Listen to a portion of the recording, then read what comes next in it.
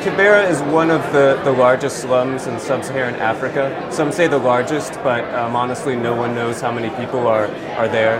It's a very small area, smaller than Central Park in New York City, and home to maybe, some say 1 million people in Nairobi, Kenya. And about a year ago, there was a WereCamp in Nairobi, WereCamp Africa. And I think it was probably over beers that some folks had the crazy idea to map Kibera. Because at that point, it was a complete blank spot on the map. You went to OpenStreetMap, you went to Google Maps, anywhere. That place wasn't represented at all. So I heard about that, and that's when I kind of got very interested and involved.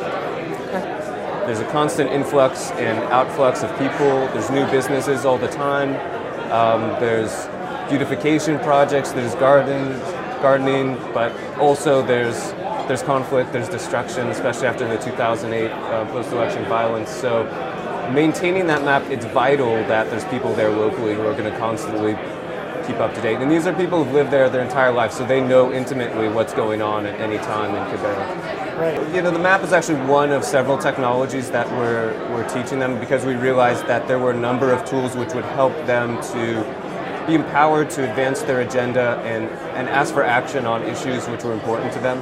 So we're also, we're training them with flip cameras, we're getting them online, we're using SMS for a reporting tool.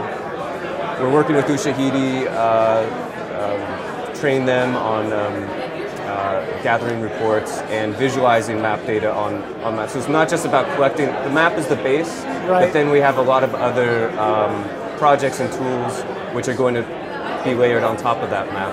Both OpenStreetMap and Ushahidi have a long-term plan to hand over the technology in Haiti so that locals can be maintaining those tools and have ownership over those tools in the long term.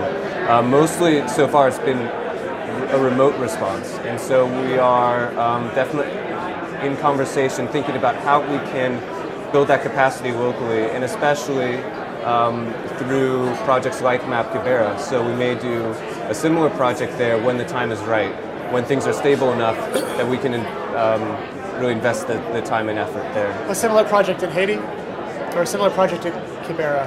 A similar project, okay, so we'd like to replicate Map Kibera. There's lots of interest in that, and one of the first places we're likely to do that is in Port-au-Prince in the slums there.